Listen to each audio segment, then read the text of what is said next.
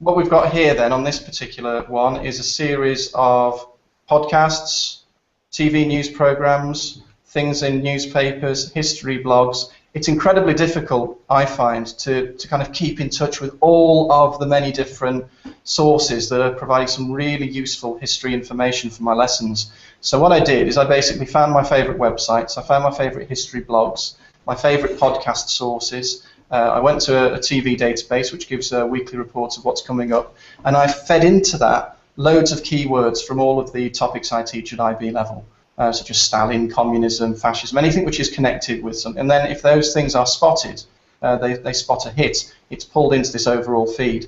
So what I check every morning is that before I kind of start my first lesson with a cup of tea, I'll sit at the front and I'll just see what history in the news has popped up that day. Don't know if anything particularly interesting has happened today. For example, there's a civil rights story there. That's just a Bradford historian.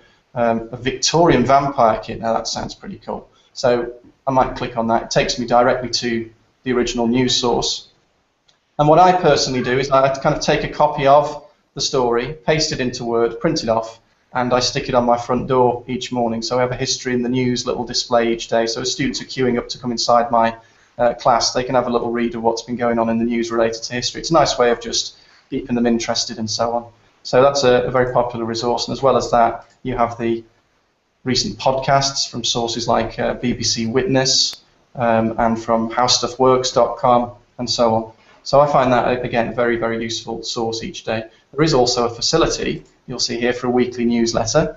And the weekly newsletter, if you provide your email, what it does is it sends you a digest each week of what's coming up on TV particularly and in podcasts that you might be interested in telling your students about. There's also, on the right-hand side, what happened in history on this day. Sometimes they're quite random, but they're pulled in from a variety of sources, so you can see any notable birthdays.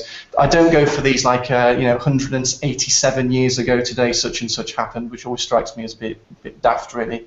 I tend to go for 50 years ago, 100 years ago, and sometimes you get some quite interesting results coming from that.